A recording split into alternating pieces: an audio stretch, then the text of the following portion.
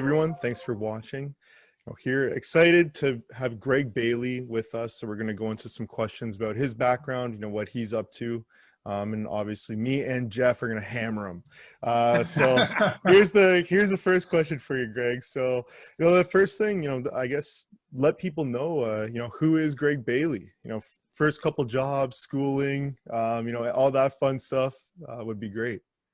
Sure. I'm Canadian, born in Toronto, went to high school in Toronto, then went to university at Western Ontario, which is in London, Ontario, Canada. Went into med school, graduated med school and worked as a emergency room physician, for those of you in England, A&E, for 10 years. While I was doing that, because it's a fixed period of time, you're usually 40 hours a week, so you have 128 hours left over. And since we all graduate med school as workaholics, that meant that I had to do lots of other things in those 128 hours. Started getting involved with business, got a bit of a reputation in Toronto as a doctor who had some business acumen, as I was doing real estate, and the real estate projects were working out quite well. I got headhunted to be the CEO of a biotech company with a product for male pattern baldness, and failed in phase 1. So that was my great initiation into biotech. And then got headhunted for a medical device company, which sold to Foxmeyer. And then I decided to give up on emergency medicine. We can go into that if you like, and focus exclusively on business. And had pretty good luck as far as creating a medical device company called Ascent Healthcare, which sold to Stryker for $500 million.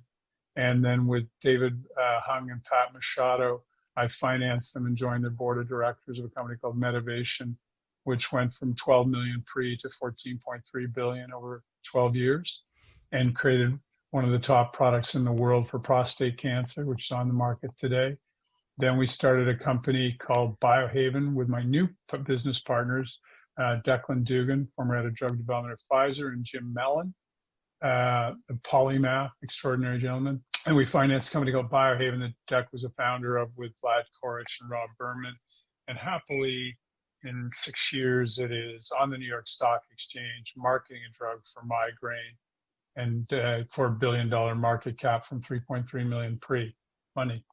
And then we decided that the time was right, that the science was actually there to start a company to find therapies to modify aging, ideally to reverse it, not just slow or halt it, although I think most of us would be happy with us slowing or halting aging.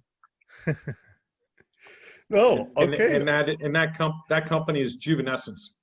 Juvenescence, thank you, Jeff. Yeah, well, we'll get into what you're doing today in a couple of more questions. I guess more into kind of how you go from an ER doctor to the business king that you are today. Like, do you want to help me help the people? Like, why you go to school for so long, you're committed to helping people, and then now you're helping people in a different way on the business side. But maybe walk me through kind of what was life like as an ER doctor, and why did you want to switch to business? And ER. It's sorry for interrupting. Sorry for interrupting, Greg. It's a really interesting question, because you're involved in not just the 4 or 5 companies that Jason mentioned, which the majority are public, a couple are private, but actually you've had a big involvement in many public companies and private companies. You sit on the board, you act as usually C-level in these companies, and you've had a lot of these, and you've had a lot of massive successes. So how does that transition, like Jason mentioned, from ER doctor go from being not just a passive investor in a deal that trades in the stock market all of a sudden, but from the guy that actually put it all together, you and your partners, you structured it, you put it together, you thought it well through, and you raised not just small bits of capital, but massive amounts of capital. Yeah, we've been very fortunate with the capital raise. So ER was fantastic. It fit my personality like a glove. You have to be, you don't know what's walking through the door. It's such an eclectic mix of people. You've got to remember, that to check Mrs. Smith's x-ray and Mr. Jones's lab test and just run everything along the way. Along the way, also delivered 55 babies who didn't have time to make it to the obstetrical unit. So, it was really cool. By the end of it, though, 20 to 30% of everybody you see after 8 o'clock is inebriated. They quite often hurt themselves. They're obnoxious. And I was sort of losing the empathy, losing the love. And so that seemed like an opportune time to step away. I didn't go to business school. And so my training was on the job training. I guess the key skill sets for, because I know this has got an entrepreneurial audience, is it is so important to be a good communicator, because if you can do that, that's fantastic. And what I was able to do is take complicated issues, whether it's graph neural convolutional networks and machine learning or a monoclonal antibody, and put it into terms that investors could understand, sort of translate it across. So that has served me incredibly well. But the biggest key to having had companies go through $21 billion in market cap was the element of just finding extraordinary people. And I learned, David Hung, the CEO of Medivation, said we got to hire the top people. It's got to be people in the top 25%, and it will serve you well. And it was unbelievable.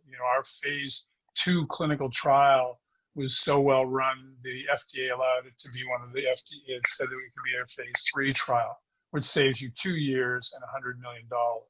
So hats off to Lynn Seeley, the chief medical officer. And then we did our test for prostate cancer. We were in a competition at the time with Johnson & Johnson. And they powered it with 1,500 people. We powered it with 1,800. They didn't get overall survival. We did. We do $2 billion in sales. They do $1 billion in sales. So work with great people. Super, super important. It's what we build at Juvenescence. My team is extraordinary for a microcap biotech. So those were sort of the transition and the lessons I learned along the way. Work with extraordinary people, and communication skills are so important. So if you don't have it as a natural ability, go to acting class, learn how to do it. Yeah, great point. Greg, really curious, were there any early kind of learning experiences you had in the business world? Obviously, you came from the super educated, science side, working with people, and then you get thrown into business where everyone wants to make money. What was kind of your first learning experiences? It's work with extraordinary people. So I learned an awful lot along the way from a guy named Jerry Shefsio of public companies. I very early on learned not to deal with VCs. I'm okay dealing with crossover funds who know you're going public. But venture capitalists, I think they're probably not as bad now, but in the 90s, they were ruthless. So we had a deal that I co-founded with a couple of other partners to reprocess used medical equipment. And it was supposed to be financed by a group of very accomplished VCs at $2 a share. And then at the 11th hour, when they knew we desperately needed the money because they sort of protracted the negotiations, they knocked it down to 50 cents and crushed us. They moved the CEO out. They got rid of the board and took it over. It sold for $521 million to Stryker. And as I truthfully say, the 520 was for them. The 1 million was for me. So I stopped doing VC deals. I also began to cheat towards, as Jeffrey mentioned earlier, going public early. So when you look at capital pools, there is VC money where they've got to make a 7 to 10x return in 7 years to do their fund.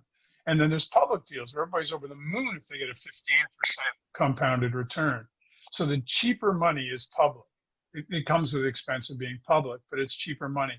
And so what you always say to any of the companies that I've created is this element of let's find the least dilutive capital and to structure it. So that was my big lesson, was the VC crush down.